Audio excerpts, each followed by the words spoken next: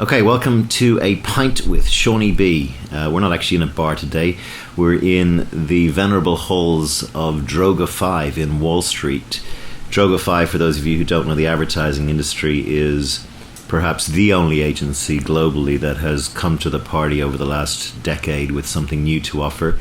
A company that believes in the power of creative work, that seems to treat its people a lot better than most of the other agencies do, and has been enormously successful. It's one of the fastest growing companies in New York and has consistently appeared on Agency of the Year rosters over its existence. It's led by a guy called David Droga, who set it up 10 years ago. And I'm here to talk today to their Chief Creative Officer, good guy, friend of mine called Ted Royer. Ted is an outspoken gentleman of advertising, extremely successful, has won many awards, and basically has been David Droga's lieutenant since he set up back in 2006. So, on with the podcast. This is Ted Royer, Chief Creative Officer of Droga 5. Ted and I are not only advertising folks, but we're also good friends. We've known each other for nearly 20 years, would you believe? Wow. That's true. Singapore, back 96 in and Singapore 7. We never actually worked together, but we were young and happy, and it was a good time. Yeah, it was a great time. I had a theory about it, which was that everyone there at the time was running from something, in a good way and a bad way. I was running away from kind of the old Ireland sort of. Everyone in Ireland used to say, "Oh, you can never do anything," and don't bother trying. And in Singapore, it was really positive. People were always there, and they, you catch people in different walks of life who were taking a risk. Yeah, I don't know if I was running from something. I was definitely running toward strangeness and alienness and newness. Yeah. And Singapore was a pretty cushy place to live, but it still felt very foreign to me, and it was the nexus of all these other places like Thailand and Indonesia and Japan and India. Like, it was very easy to get to those places. So I was looking forward to having my mind blown open by craziness and newness. Same. And so we had that's what I really wanted. There were very few Americans over there, maybe because of the taxman, I think, right? Because you get the taxman here comes after you. It's something like anything over 75,000 or something at the time. You got taxed American rates on that. So there was no monetary benefit. Oh, I got ass raped for my taxes. Of course you can say ass raped. It's a podcast. The time was basically Beatty ads where I was. You were at Saatchi. I was at Saatchi. And I guess Ogilvy were pretty good then, and always have been. Yeah, those are like the three that everyone's. But everyone had interesting stuff going on. Even like Bates was pretty good. It had some Norwegian crew that was doing something. That's right. And yeah. Everybody always had something going on, and little. It was all print back then. It was like little campaigns here and there. We were all competing. Big picture, small Archive. logo. Yeah. Archive was the thing, or campaign brief. One of the things about these chats I have with people, and I have talked to a lot of people who I know very well, but I realise when I talk to them with a microphone in front of us that I don't know half their story. So how did you end up out there? What was your? I went to a school called the Portfolio Center, which at the time was like the only completely advertising focused school in the country. Art Center had a good program, but they had other things like car design and product design and Hollywood stuff. So Portfolio Center was it as far as like a pure advertising creative environment. Right. Where was it? It was in Atlanta. Portfolio Center is down in Atlanta. It's still there. Great. And where are you from? Outside Philadelphia. I grew up outside Philly in the stuffy, waspy mainline area. And did you have creative parents? No. My dad drew. And he was a really good cartoonist. Right. So that's probably where I got it from. And when did you realize that maybe creativity was in you? Pretty early on. My art was encouraged by my parents, and my time at school happened to coincide with a big arts push. So I got a lot of support from the school as far as like encouragement, but I always knew I wanted to do something vaguely artistic. Advertising seemed to work out because I had a deep fear of being broke. And there were times that my family was hurting for money. Yeah. So I never wanted to be an artist because it never felt safe to me. But advertising was like, okay, I can be creative and silly and fun, but I can make money. And that was pretty important in a house that sometimes we would move to these little tiny houses because it took me a while to realize, because I went to this prep school, all these rich kids. I'm like, oh wait, I'm the poor kid. Oh shit. I went over there after having done about 9 years in Dublin, just wanting, as you said, to see what else the world had to offer. But you kind of went pretty quickly out to Asia, didn't you? Yeah, it was the second year of work. First, I got into a place called Leonard Monahan, which was an excellent little agency up in Rhode Island. And I loved the people there, and I thought it was just great, and the work was world class. But I hated Providence. It was this ugly little northeastern town. Apparently it's cool now, but it was an ugly little northeastern town. And then when I got the chance to go to Singapore, I wrote Neil French. Okay. Who we're both so for those with. who don't know, Neil French is probably the grandfather of creative advertising in Asia, and one of the most awarded creatives, and a very good mentor for so many people. I think he's still one of the best writers in the history of the business. Some of my friends at Portfolio Center were getting cool jobs, like Wyden and Chiat, and I was like, fuck. And every time someone got a job, you'd freak out. You'd be like, I lose somehow in that equation, which isn't true. Could have been me. Could have been me. And so I thought, where can I go that'll trump everybody? Where can I go that's just going to be like a bigger headline, a bigger crazy thing? Yeah. And instantly I thought Singapore, because it's the other side of the world. No one was talking about going there. I'm like, fuck it, I'm going to go there. Yeah. So I made a little mini book and I sent it to Neil. And he liked it, and he passed it on to Danny Higgins, who I think was working for him. Good friend of mine. Yeah, really good buddy of ours. And they were working the Ball Partnership.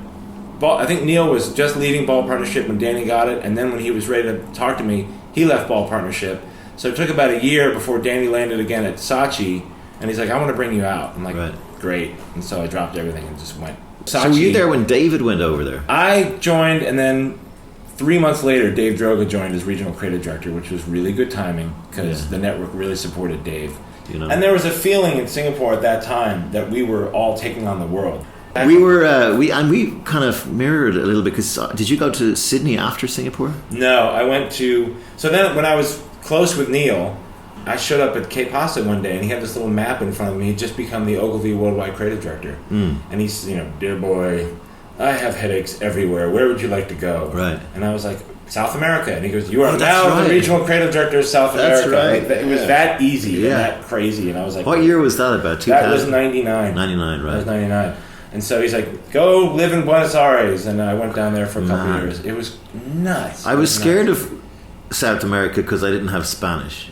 Yeah. Is that fair? Yeah. Yeah. Yeah. I remember being down there, and I know enough Spanish to know when someone is bad-mouthing me in Spanish in the room. And so there are a couple times where like, yo comprende este comento. Yeah.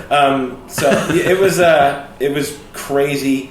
But what a city. It was a great city. Yeah. I had a great girlfriend. I had a killer apartment. Unbelievable. Yeah. It's got such a charisma to the place. I mean, we just arrived there. The people were embarrassingly nice. Yeah, I love it. It was just great. The problem when I was there was that the economy was just shit. I mean, there were protest marches in the streets. Yeah. Our agency got broken into, I think, a couple times. Everyone was getting mugged everywhere. Yeah. It was tough. And also, I was in over my head. I was not mature enough for a regional job where I had to deal with 26 ego-filled offices and 26 different fiefdoms and try to make something happen. Neil was incredibly supportive, but I was like, you know what? This is not the job for me now.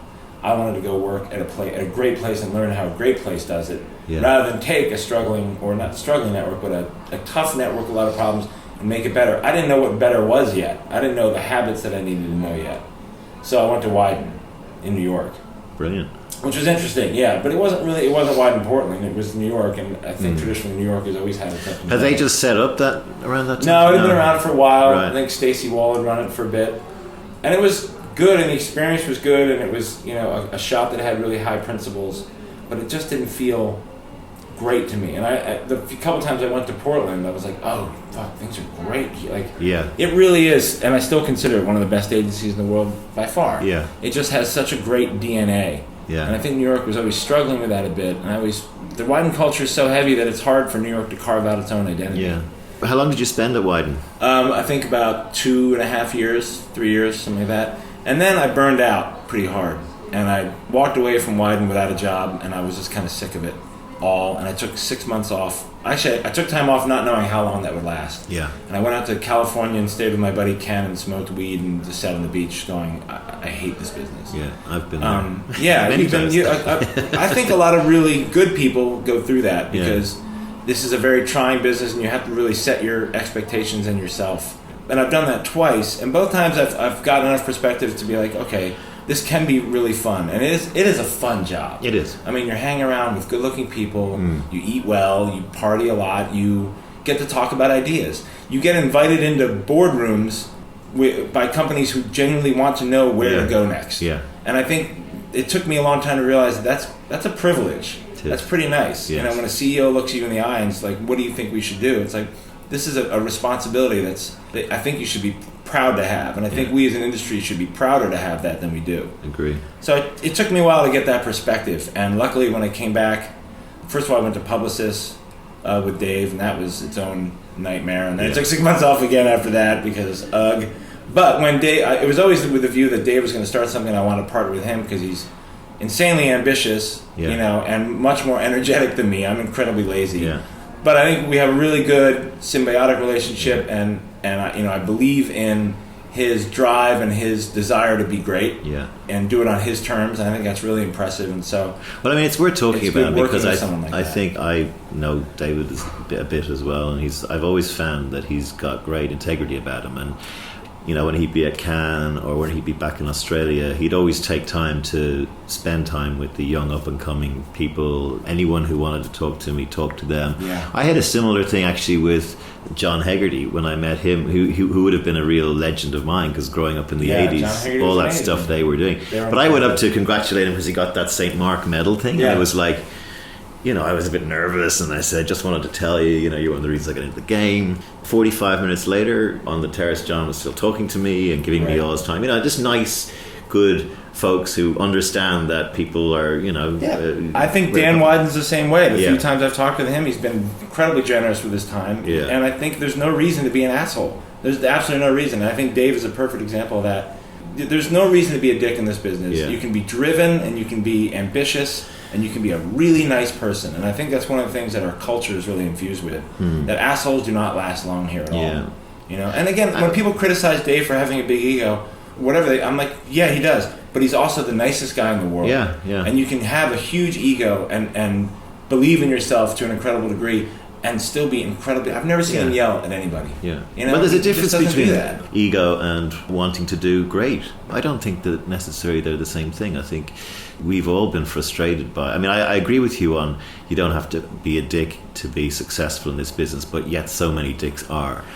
And all the dicks in this business remind me of when D-list celebrities are dicks to their agents or their assistants. Because there's an underlying lack of confidence in themselves and nervousness in themselves because they realize they're fucking D-list celebrities. You know? All the other people I've met who are dicks, they kind of have this thing inside them like, I'm a total sham and I hope no one discovers it. Where the people who truly believe they're doing something great on any level are really nice people. And I also think you never stop learning or understanding, or you never know what's great. You know, you know what's good. You know what, you know, this is hopefully gonna, but a lot of the things that I did that set the world on fire, they hit a nerve somewhere that I wasn't expecting. It's funny that a lot of our stuff too, the stuff that gets really famous, I'm like, that got famous? And then other things we did, I'm like, here we go, isn't this great? No, crickets.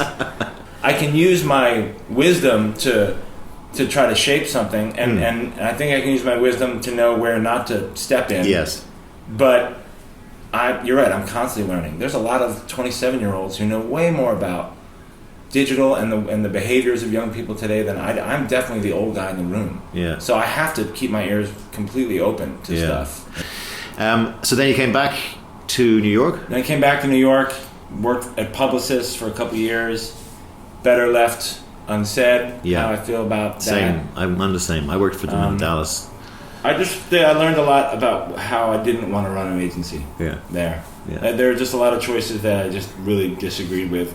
And there was an underlying fear, I think, about some decisions, which I learned that you should never make decisions based on fear. You're only going to defend that way. You're never going to really succeed and lunge. And anyway, then when Dave opened his shop, it was a no-brainer to join this because, again, I believe in him, but the culture is fantastic, and again, his ambition is unmatched. And again, it was a big gamble because, you know, he didn't take a big safety net. He said to himself, 100%. I'm either going to do this or I'm not. I just want to get this clear. Publicis owned nothing of Droga 5. Because there was a rumor, yeah. There was a rumor, and it was more than a rumor. I think that it was in the New York Times. It was reported.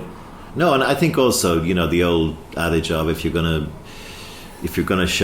have a point of view on how things should be done, then you got to go and do it yourself. I mean, I don't really love the business enough to, but a lot of people said to me, "Oh, you should open up your own planning thing or whatever." But it's never really been that kind of high on my agenda. It's like having a child. I'm not into that either. But but I don't know. I mean, I'm sort of the same way. I never really wanted to open my own shop, Royer Advertising. Yeah, I love the business, but I don't love it so much, and I don't think my ego is big enough to do that. But I believe in Dave, and we're really good friends, and I enjoy helping him build this place. I love that role. I think it's fantastic. I mean, I think the other thing you said there, which I totally agree. In fact, I have somewhere on my computer a list which I was working with Andrew Sargent in Sydney. We were thinking at one stage of setting up something, and I wrote down all the things I learned about how not to run an agency in all the agencies I worked in. And I had some weird things like, have 2 partners instead of 4 because 4 always end up fighting with each other and some want to sell and some don't. But the idea we were going to have was pretend that we had 4, so we'd keep we'd be cash rich and we'd be able to protect our employees if we lost an account, all that kind of stuff. And I think that when you read about Droga 5, there's almost a cult-like feeling about the place. Yes, it is. And I think a lot of it is to do with, maybe, I'm not sure whether you guys wrote it down, but you certainly have a point of view on politics, and you have a point of view on what culture really means, and it's not just a pool table, and it's not just, certainly in my mind and in the sort of wider gambit of the industry, you have a distinctive, as do Wyden's and some of the, maybe 1 or 2 others. But talk a bit about the setting up in the early days of Droga. I think you're exactly right. Everything you said, I completely agree with. I think we didn't state it. I think it comes, like any cult, it comes from the top. And David's personality, again, is very much, he doesn't deal with assholes well. Yeah. He believes that the work, and I think everybody believes the work is the culture. If the work is good and we're proud of it, that creates the culture. A ping pong table and a table full of bagels does not equal culture. Correct. It's a nice gesture, but if the work isn't great, the mission is bullshit. I think we all focus really hard on being a good partner and supporting each other, and when politics come into play, everyone instantly reacts like they're allergic to it. It's really bad. Yeah, good. So people who are political, we sniff them out really fast and we say goodbye to them really fast. Yeah. It just doesn't, maybe not fast enough. Yeah. It just doesn't fly. And again, I think it comes from the top. What you said about a cult is really true. Look at all the great agencies. Dan Wyden's a creative. And that place in its DNA is a creative agency. Yeah. Well, I mean, that's what I was saying. Well. When I said John Haggerty, but I mean, creative. John Haggerty was place in the 80s. I mean, when I said at the opening of our conversation today, there's been nothing coming out. With it, the industry has been, the reins have been handed over to accountants, and it's a drive to mediocrity and commoditization. Yeah. So you go. I mean, I spent time in JWT and BBDO and Publicis. They're all kind of the same, and they're all the fear of change, and they treat people pretty poorly. There's demotivated staff, and actually the people who stay are the people who can't leave. And so you end up then with a kind of, well, isn't that true? Yeah, that's really true. You end up with more mediocrity. You end up with fiefdoms, and you end up with people who concentrate on protecting themselves rather than being adventurous and fun and forward-thinking. And Did it take off immediately? Yes. Talk to me about the first year. Every year we've grown like 50%. It's insane. The first year we had, I think David did the Mark Echo thing. Yes. And that got a lot of splash. So for those not listening, that was one of the big, again, I've been observing Droga 5 from outside the walls, but Echo was a clothing brand, and they did a spoof. It's on YouTube if you Google it. Graffiti tagging of what looked like Air Force One, right? Mark Echo was originally a skate punk, basically. Right. And so we were saying, what can a former skate punk, multi-millionaire clothing brand owner now do that still has that attitude? And that was also before stunt videos were a thing. Yeah. So it really got an insane amount of attention. It was all over the world. What year was that? About 2005, I think. Right, okay. Yeah, 2005. Okay, yeah. But it got on like German TV. I remember. And the Pentagon had to deny it. Yeah. And it was very well executed. It looked like a guerrilla Randy kind of. Krallman shot They it. were crawling under fences and cutting fences and going over, and it was all shot from far away, so it looked. And like the original version was edited really badly intentionally, on so it purpose. looked like someone just threw the whole thing up there. But again, it was a stunt before there were those stunts, and so we got a ton of press out of that. The agency got a ton of press out of that, so that we were able to start getting invited into different boardrooms. You could say that Echo led directly to TAP, the UNICEF project. Yes. Coming in the door, and TAP led directly to conversations with Bing, and then that work led directly to opening the door to something else, Puma, which led to Under Armour, which led to so we are. Is that by accident or design? Not at all. We are the embodiment of what everyone goes on about advertising. That work drives business. Yes, the creative work drives a business. Every single phone call we've gotten is from someone who said, "Hey, I saw that thing. I love it. Right. What can you do for me?" Right. And it's amazing how little that's followed in the boardrooms of other agencies. Well, that's because there's not enough amazing work. Well, you got to start somewhere. Of course, Of course. And that's why sometimes when great creative people go to agencies and they say they're going to turn it around, they're going to do something great, if the agency doesn't fundamentally believe in that, they're not going to get far at all. What's the piece of work that you've done in your life that you're most proud of? Newcastle. I think Newcastle's really fun. The Newcastle Super Bowl thing. Yeah.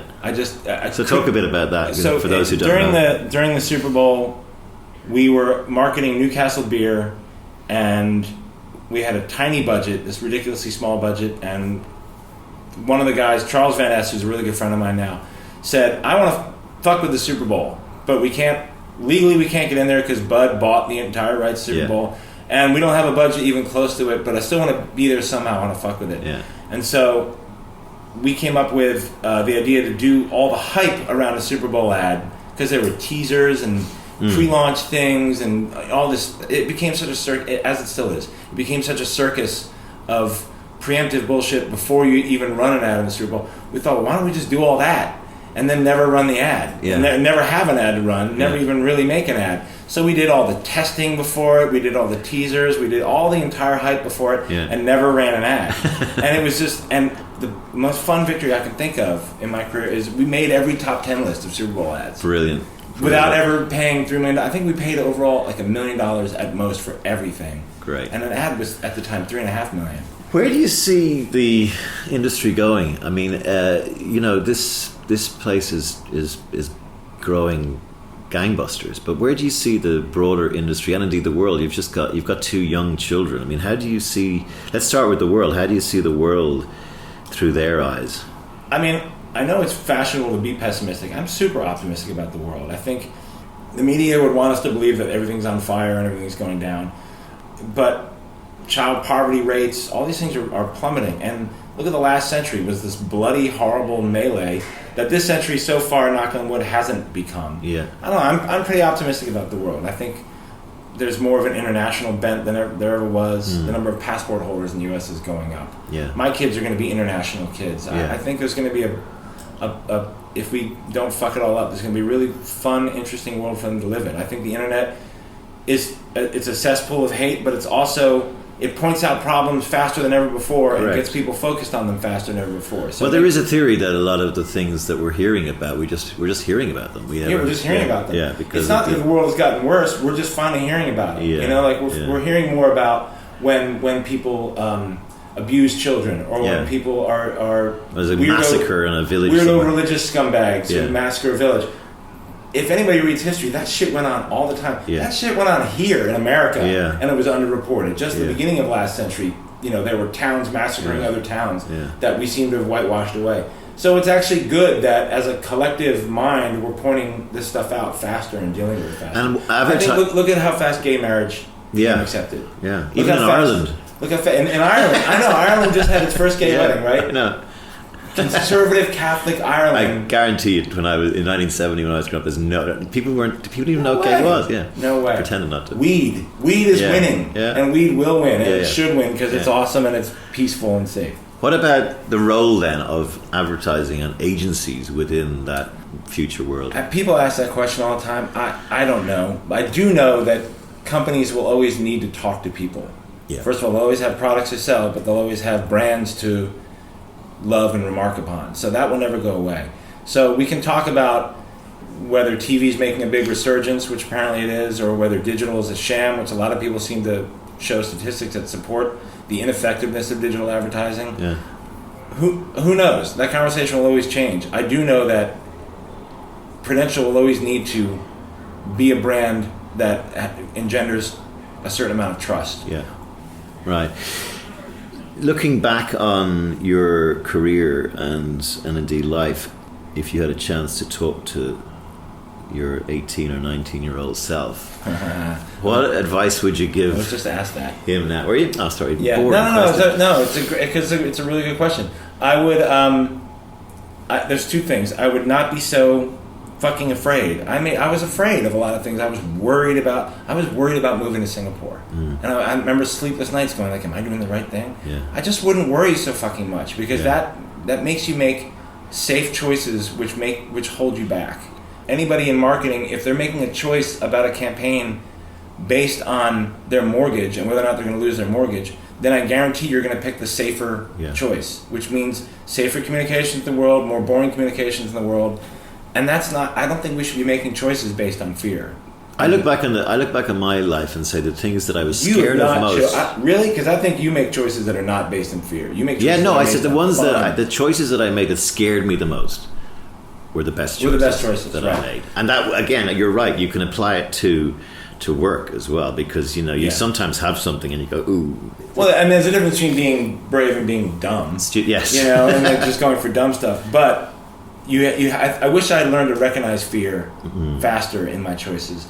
And the second thing is, I wish I'd learned, and this sort of I guess is related to it. I wish I'd learned earlier that it's kind of all up for grabs. Yeah. And when someone tells you this is the way we've always done it, you don't have to listen to that. Yeah. And it scares me how much of business, American business around the world, is run on a shoestring and a guess. Yeah. I mean, it's pretty amazing. And that, to me, makes me feel even more responsible for my job, that we need to make a good decision about how we help steer companies, because a lot of times companies are making it up as they go as well. Well, again, you're right. There's so many rules that are put in place that are like, who made that rule up? What? I remember being in India once, and someone said to me, "Animation doesn't work in India." Okay, so there you go. Right. We don't think this brand should use humor. Yeah. What? Yeah. There are so many people who like to create the illusion of a process and of rules because that bolsters their position. Yeah. But it's so often not the case at all. The marketing business is also being turned upside down in terms of the rules that we were taught, when we were growing up. They're all proven to be spurious at best and probably wrong. And the work we love is usually the work that blows that up or takes that assumption and ignores it or flips it. I think there could be a renaissance in creative work, because I think what's starting to happen is, because it's so noisy out there and because we're living in tiny little sort of pressurized multimedia environments, that stuff that stands out is the stuff that absolutely needs to be done for brands, whereas before just throwing safe blancmange out worked. Blancmange. Yeah. Is that a Monty Python reference? I do.